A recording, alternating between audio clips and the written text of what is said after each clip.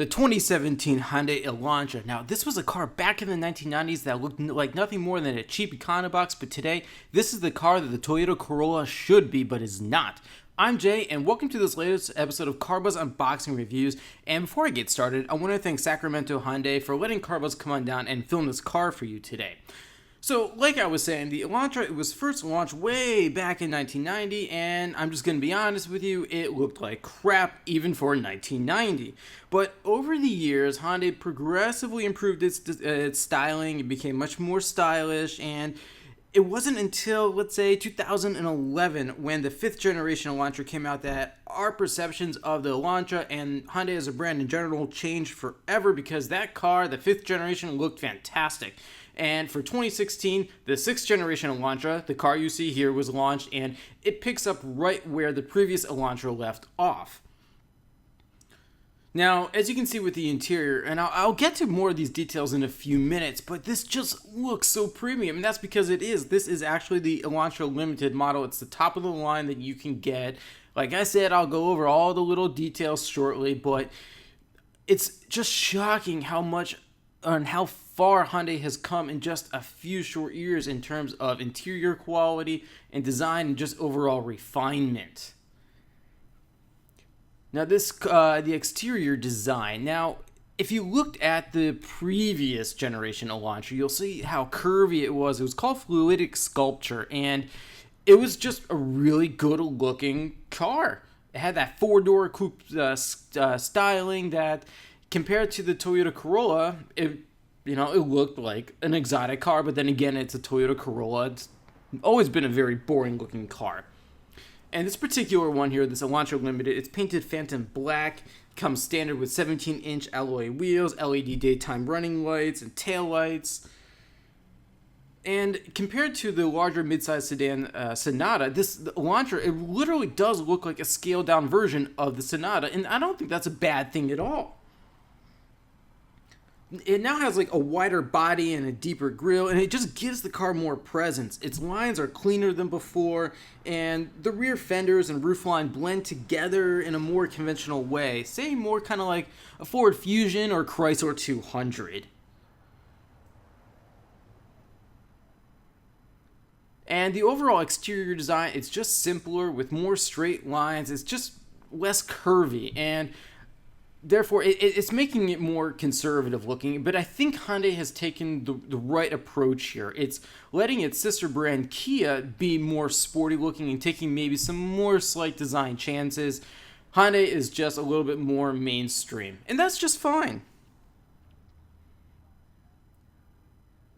Now, you can get a brand new Elantra today. It comes in 3 trims. The base SE, you have the middle-level Eco, and of course the top-of-the-line Limited, which this car is. And we have to thank a guy named Peter Schreier. He was originally hired away from Volkswagen Group. He designed, for example, the first generation Audi TT. He came to Kia about 10 years ago and totally changed that brand's styling language. He is now vice president for all of Hyundai and Kia, and this is his work right here. He turned a South Korean brand that was just had bland styling into something attractive. All right, let's talk about this engine here under the hood. This is the standard engine you can get. It's a 2-liter 4-cylinder with 147 horsepower and 132 pound-feet of torque. It's paired to a 6-speed automatic transmission, which sends power to the front wheels. Now, all-wheel drive, it's not even an option here for the Elantra. If you're looking for standard all-wheel drive, I recommend the brand new Subaru Impreza for that. But this is actually the base engine here, and the fuel economy is 28 miles per gallon in the city, 37 on the highway, and a combined 32. And the car weighs just under 3,000 pounds, but 37 miles per gallon on the highway. That is fantastic, especially since it's not a hybrid.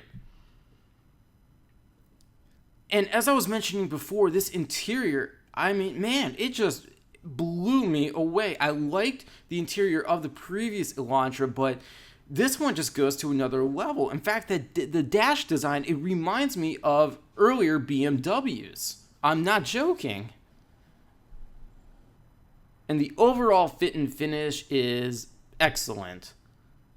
I mean, we're talking Toyota, Honda level fit and finish here. And basically, the South Korean brands, Hyundai and Kia, they looked at their Japanese rivals and said, look, in terms of fit and finish and interior material quality, we have to meet or beat that. And they did. And of course, this interior, as you can see, it's beige. It's fine. It would not be my first choice just because I think there will be, well, it'll show a lot of stains on the seats, but whatever you prefer. Now, what comes standard in Elantras today is a 7-inch touchscreen with 6 speakers, and this car is also equipped with the tech package for an extra $2,500. And it comes with a nav system with an 8-inch touchscreen, Android Auto and Apple CarPlay capability, an Infinity Premium audio system with 8 speakers, a 4.2-inch color instrument cluster display, power sunroof, and heated front and rear seats. Heated rear seats in a Hyundai. I mean, I gotta, call BMW and Audi and say, look you have to start offering a lot of these features as standard. And when I get to the pricing of this Elantra Limited, you're gonna completely understand why.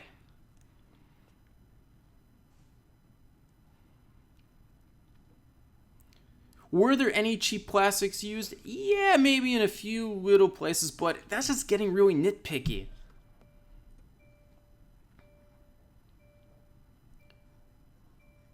And yeah, from the driver's seat, this is a really nice place to be. Again, compared to the previous Elantra, this is just a couple steps forward here. And I think the other car in this class, the compact sedan class with the best other interior at the moment, is the brand new Honda Civic. And I'd say right after that is the new Mazda 3.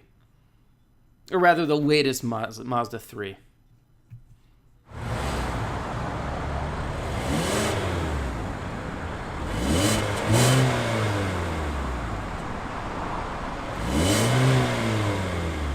Okay, well, look, that engine, it doesn't sound amazing. 0 to 60 miles per hour in 8.5 seconds. Top speed is electronically limited to 122 miles per hour. Let us be clear about something. This is not in any way a sports sedan. It's not meant to be. You want something kind of sporty in the compact sedan class, go for the Honda Civic or Mazda 3.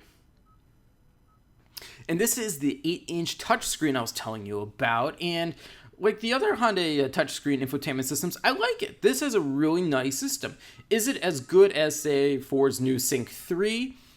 Very close.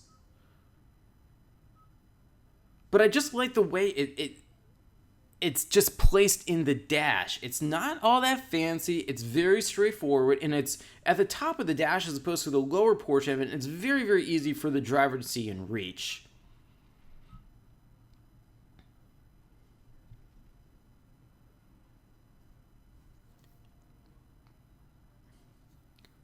So let's talk some safety here because, look, this is a compact family sedan and safety matters for buyers here. Fortunately, this Elantra, it earned top scores in the Insurance Institute for Highway Safety and the U.S. government, where it received a 4-star overall crash test score out of 5 stars. But what you get standard in all Elantras is electronic stability control with traction control, ABS brakes, front side impact and side curtain airbags, driver's knee airbag, blind spot detection, and a rear view camera. Now, this Elantra, the Limited, it also comes equipped with the ultimate package for $1,900, and it comes with high-intensity discharge headlights, automatic emergency braking with pedestrian detection, smart cruise control, lane keep assist, integrated memory system for the driver's seat, and outside mirrors. Again, these are all features found on premium German and Japanese brands like BMW, Lexus, and Audi. And this is all on a Hyundai Elantra. I never would have thought this would happen, especially growing up and seeing Hyundais in the 1990s as just sort of being these cheap Econobox South Korean cars. This is a premium compact sedan now. So how does it drive? Well, first off, it is better than the previous Elantra, where passengers felt literally every little bump in the road. Now, there are 3 driving modes to this car: normal, sport, and eco. And despite having a redesigned suspension, it's still kind of loose steering at times. But the very stiff body has helped with some steering issues that plagued the previous Elantra. And overall, this has a more substantial feel. Again, it's not a sporty ride like, say, the Ford Focus, Mazda 3, and the latest Honda Civic. This is more of a highway cruiser.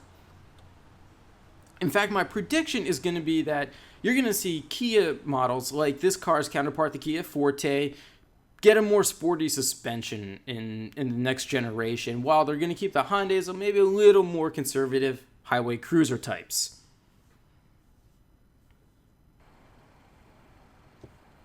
So let's talk about more of that competition here.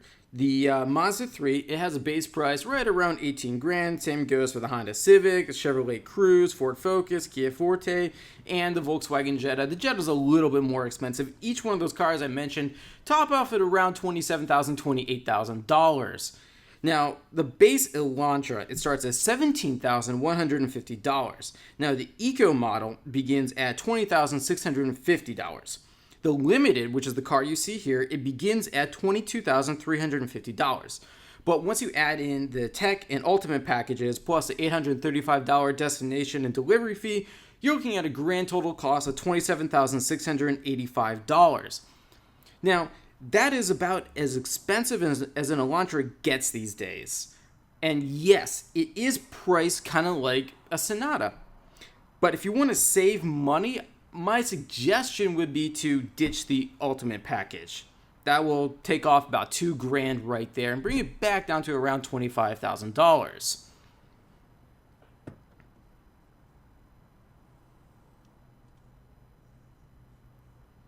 Now, one of the other areas that Hyundai has really improved on, and I gotta give its engineers credit, is just overall interior comfort.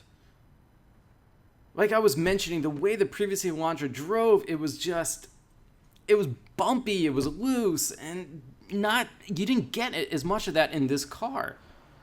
And even for rear seat passengers here, there's more knee room than before. And of course, you have 60 split folding rear seats to increase trunk space.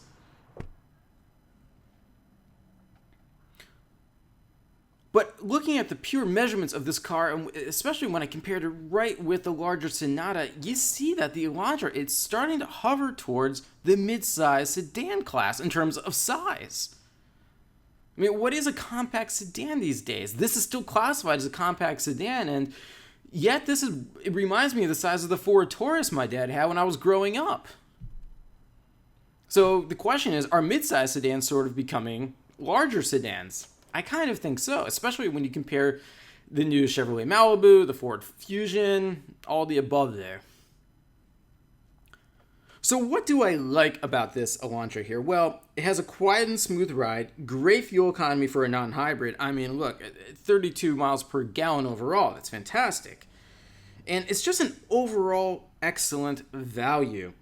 Like I said in the very beginning, this car is what the Toyota Corolla should be, especially in direct comparison with the Honda Civic.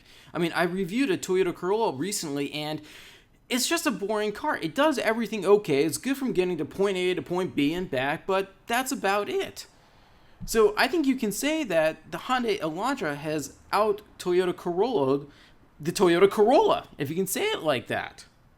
Now, what don't I like about this here? Well, like I mentioned, there is sort of that vague steering, and a fully loaded Limited costs, again, literally the same as the larger Sonata midsize sedan, which calls into question this car's overall value. And that's kind of strange to me because Hyundai has always been about solid, excellent value. So my suggestion is, look, if you want the Limited, you don't need the Ultimate package. I do like having the Tech package because you get that larger 8-inch touchscreen, and especially now it's better for your smartphone with the Android Auto and Apple CarPlay capability, and that premium audio system is fantastic. But then again, bear this in mind, the Elantra EcoSport, it has a different engine, turbocharged 1.4-liter inline-4 with 128 horsepower and 156 pound-feet of torque, and it's paired to a 7-speed dual clutch. This one here is a 6-speed automatic. Again, the EcoSport is all about trying to save fuel economy there, and I don't know if, even though that car costs less, this engine transmission combo in the fully loaded Limited, it's already excellent in terms of fuel economy. And you have to give Hyundai just full credit for managing to do that. And lastly, I have to keep complimenting Hyundai on its exterior styling. I mean, if you pair this right up next to a Toyota Corolla, the Corolla will make you want to fall asleep. This is a good-looking sedan. Do I like the previous Elantra a little bit better? Maybe slightly, because it just had a little more edgy styling, but they've done a great job upgrading this overall. So I'm out of time for today. Thanks for watching, everyone. Any questions, leave them for me in the comment section below. And be sure to subscribe to the Car Buzz Unboxing YouTube channel, and I'll see you all next time.